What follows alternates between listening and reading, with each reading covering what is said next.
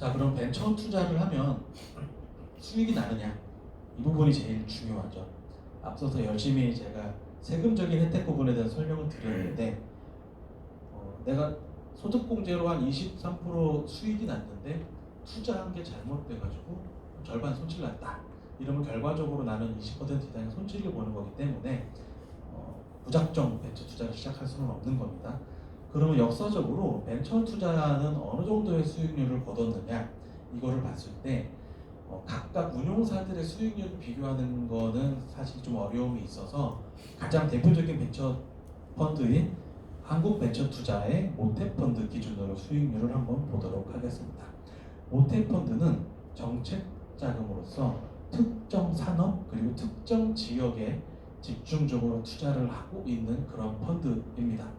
이 얘기는 바꿔서 말하면 육성해야 되는 산업 혹은 낙후된 지역에 의무적으로 투자를 한다라고 볼 수 있고요. 그렇기 때문에 투자에서는 상당히 좀 제약이 있다. 그럼에도 불구하고 과거 20년간 연평균 수익률이 6%대를 달성하고 있다. 어떻게 보면 6% 수익률이 좀 너무 낮은 거 아니냐라고 보실 수 있는데요. 연평균 6%를 꾸준하게 달성하면은 9년이면은 원금의 2배가 됩니다. 절대 낮은 수익률은 아니다라고 봐주시면 될 것 같고요. 이거를 달성할 수 있었던 이유는 특정 산업, 특정 지역에 투자를 해야 되는 제약이 있었음에도 불구하고 다양한 분산 투자를 통해서 이것들이 다 개들되고 썸됐을 때 이 정도 성과를 달성할 수 있었다라고 봐주시면 될 것 같습니다. 그리고 모태펀드에 그럼 투자를 하고 나서 평균적으로 회수하는 데는 어느 정도 기간이 걸렸냐라고 보면은 평균적으로 투자하고 회수를 하기에는 7년 정도 걸리더라. 그럼 7년에 연평균 6%면은 연평균 누적으로 따지면 60% 이상의 수익이 났다라고 봐주시면 될 것 같습니다. 자, 그러면은 벤처 투자는 어떤 프로세스로 운영이 되느냐 이 부분에 대해서 좀 간략하게 설명을 드리겠습니다. 벤처 투자 조합 혹은 개인 투자 조합을 운영하는 운용사는 펀드를 만들기 전에 중소벤처기업부에 먼저 승인을 받아야 됩니다. 이런 목적으로 이런 펀드를 만들겠습니다. 그리고 우리는 어떻게 투자를 하겠습니다. 라고 하는 내용을 중소벤처기업부에 보고를 하게 되고요. 이 보고를 할 때 포함되어야 되는 사항들이 우리는 돈을 저희가 직접 갖고 있지 않아요. 안전 그리고 리스크 관리 때문에 은행에 맡겨서 보관을 하게 되는데 어떤 은행에 우리 펀드에 돈을 맡겨서 운용을 대신할 건지 그리고 어떤 회계법인이 우리 조합을 회계적으로 잘 투명하게 운영되고 있는지 관리 감독할 건지까지를 포함해서 보고를 하게 되고 중소벤처기업부에서 펀드를 만들어도 된다라고 승인을 해주시면 그때 이 투자 조합을 결성을 할 수 있게 됩니다. 그리고 이 결성된 투자 조합들이 다양한 기업들에 투자를 하게 되고요. 이 기업에 투자한 모든 내역도 중소벤처기업부에 등록을 해서 관리 감독을 받고 있고요.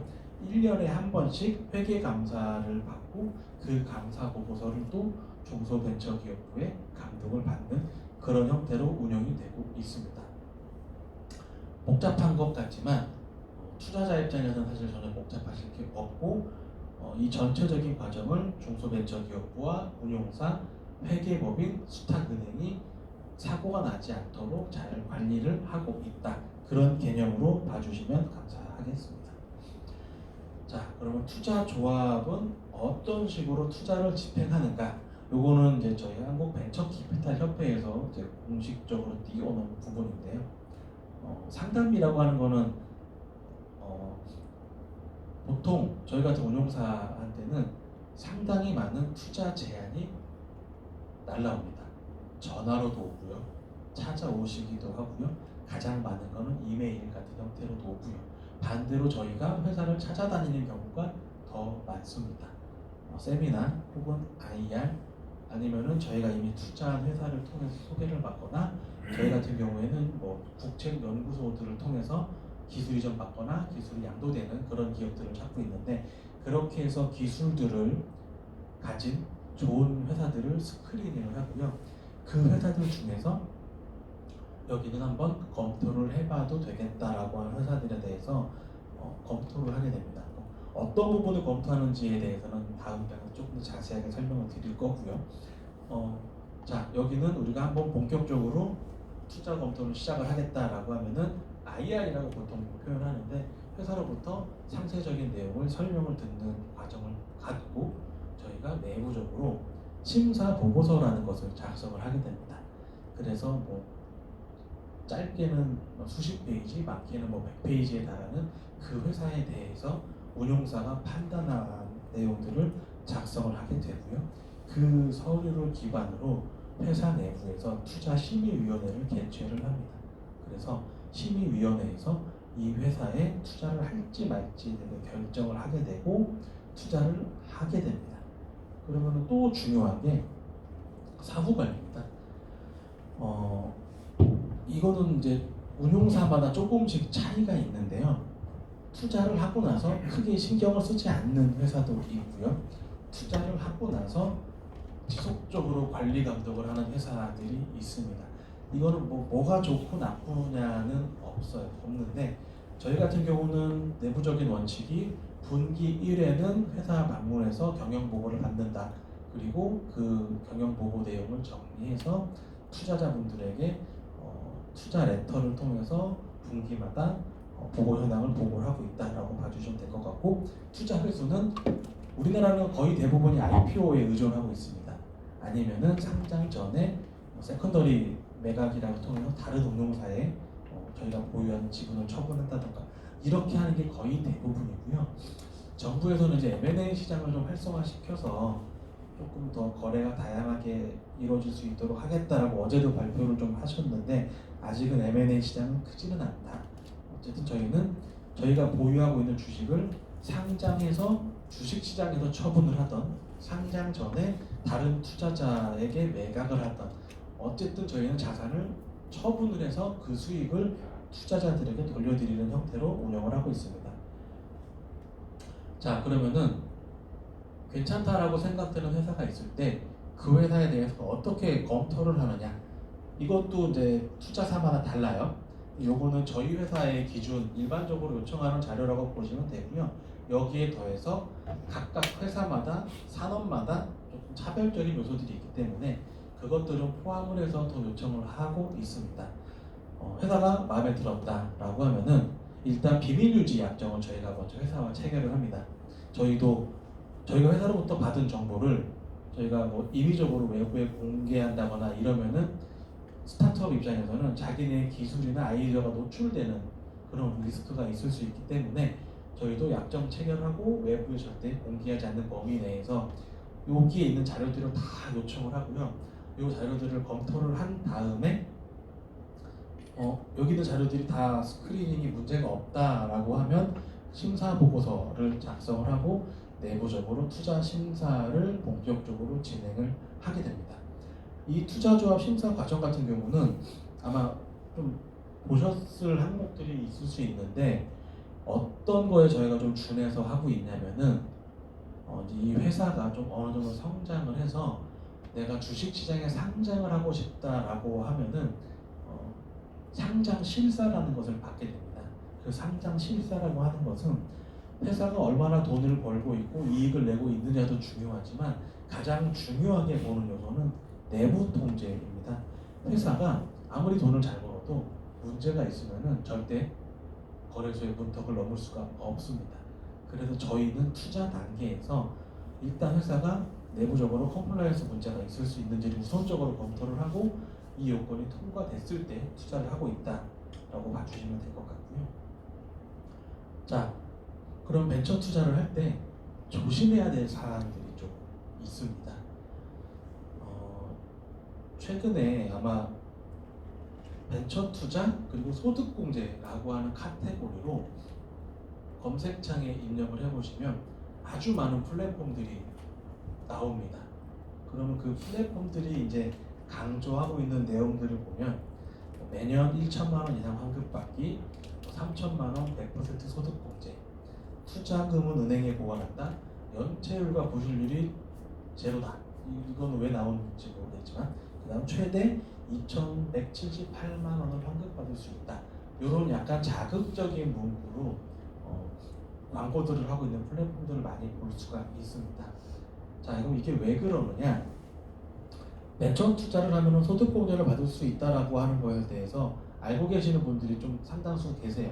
보통 대부분 뭐 의사나 변호사나 아니면은 좀 고연봉을 받는 개발자분들이거나 이런 분들은 세금 납부율이 뭐 거의 절반에 육박하기 때문에 이런 자료들을 많이 활용을 하고 계시는데, 개인들이 이 벤처 투자에 접근하는 게 상당히 제약이 높습니다. 왜 그러느냐? 개인이 직접 벤처기업에 투자하는 사례는 그렇게 많지 않아요. 개인이 직접 벤처기업에 투자를 하게 되는 사례 중에 가장 흔한 거는 내가 친한 사람이 벤처기업을 경영하는 경영자일 때, 혹은 아니면 나와 친한 지인이 벤처기업을 운영하고 있을 때, 이런 정도를 제외하면 개인이 직접 투자하는 사례는 사실상 많지 않습니다. 거의 대부분이 운용사를 통해서 진행을 하게 되는데, 이 운용사를 통해서 진행이 되는 벤처 투자에는 개인들이 상당히 정보가 취약합니다. 왜 그러느냐? 저희가 취급하는 벤처 투자조합, 개인 투자조합은 사모법이라고 하는 것에 적용을 받고 있습니다. 이 사모법이 뭐냐?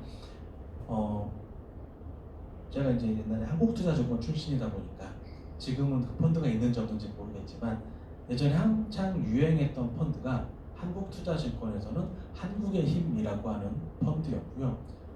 경쟁사라고 했지만 훨씬 더 큰 회사였던 미래에셋증권 같은 경우에는 디스커버리 펀드, 이런 게 유명했어요. 거기에는 투자자가 수십만 명, 수백만 명이 있습니다. 언제든지 내가 편하게 가입할 수 있고 언제든지 돈이 필요하면 찾을 수가 있는 개방형 공모 펀드라고 하죠. 근데 저희는 폐쇄형이고요, 사모 펀드입니다. 이 사모 펀드라는 것은 무엇이냐? 49명까지만 투자를 받을 수가 있습니다. 그러면은 이 49명이라고 하는 게, 예를 들어서 우리가 펀드를 결성한다고 했을 때 한 수천 명에게 상품을 홍보하고 그 중에 49명이 펀드에 가입할 수 있느냐? 그게 아니고 49분까지에게만 상품을 홍보할 수가 있습니다. 상당히 제약이 크죠. 그러다 보니까 보통 저희 같은 운용사들은 기관 투자자들 중심으로 설명을 하고 자금을 유치하게 되고요. 개인분들의 자금을 모은다라고 하더라도 PB센터를 운영하고 있는 증권사 등을 통해서만 진행이 되기 때문에 개인분들에게까지 좀 자료가 전달되는 게 많지는 않다. 그러다 보니까 이런 좀 자극적인 문구를 가지고서 벤처 투자, 소득 공제를 해주겠다라고 하는 플랫폼들이 많이 있고요. 조심해야 될 게 적격 기관이 아닌 곳들이 상당히 많습니다. 이 적격 기관이 왜 중요하냐? 앞서서 제가 처음에 말씀드린 것처럼 소득 공제 한 23% 받고 원금 다 날리면은 70% 손실 보는 거거든요. 근데 왜 적격 기관을 골라야 되느냐? 적어도 이 프로세스를 지키고 있기 때문입니다. 펀드를 어떻게 운용하겠다에 대해서 중소벤처기업부터 한번 스크리닝을 받고요. 운용되는 과정에 있어서도 수탁은행과 회계법인으로부터 스크리닝을 받고, 그 결과를 투자자분들에게 매년 최소 1회 이상 보고하도록 되어 있기 때문에 사고가 날 확률이 적다. 근데 비적격 기관들 같은 경우는 통제를 받지 않습니다. 통제를 받지 않기 때문에 그 벤처 투자를 해주겠다라고 하는 그 플랫폼의 선의를 믿을 수밖에 없습니다. 그 플랫폼사가 선량한 마음으로 최선을 다해서 자금을 운영하고 소득 공제를 받게 해주고 투자가 끝났을 때 원금과 이자가 나온다라고 하면은 다행인데, 그렇지 않을 확률도 있다. 그거를 좀 유의를 해야 된다라는 말씀을 드리겠습니다.